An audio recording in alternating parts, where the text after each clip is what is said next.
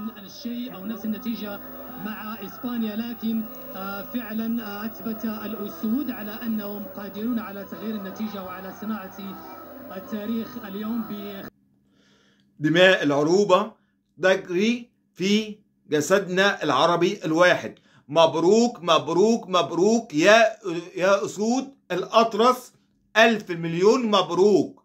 تأهل المغرب إلى الدور الربع قبل نهائي شيء جميل مشرف للعرب.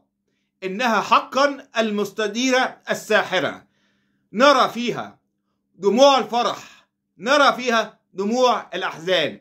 ما أصعب علي أن أرى دموع الحزن بسبب الخسارة، وما أجملها دموع فرح لما أجدها عشان من أجل النصر. شيء جميل جدا يا مغرب العرب، انتي وجه مشرف للعرب.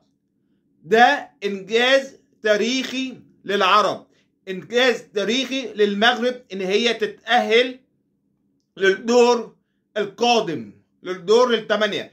ألف مليون مبروك يا عرب، ألف مليون مبروك يا مغرب.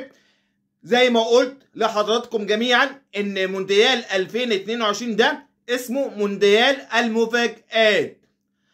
المفاجآت غير المتوقع.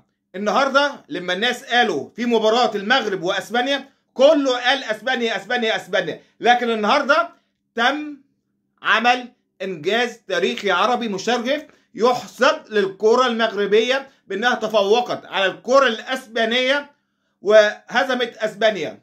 المغاربة رجالة ال90 دقيقة وقفوا وقفة مشرفة، وقفة اسود فعلا.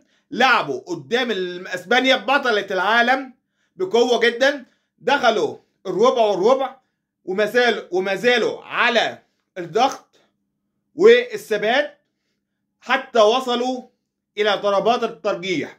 وهنا أتذكر كلام أبي الله يرحمه. أبويا قال لي في ضربات الجزاء دي الجون وهو واقف في حارس في المرمى بتاعه كأنه واقف في شارع طويل عريض. اللاعب وهو بيشوط ضربة الجزاء كأنه بيشوط على خرم إبرة. فعلا مفيش حاجة سهلة في الحياة، إن خلقنا الإنسان في كبد.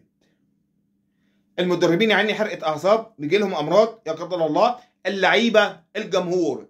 فعلا دي متعة المستديرة الساحرة، متعة كأس العالم الجميل، متعة المفاجآت. وتستمر المفاجآت. السعودية كسبت الأرجنتين، اليابان وكوريا اتأهلوا وبعدين طلعوا.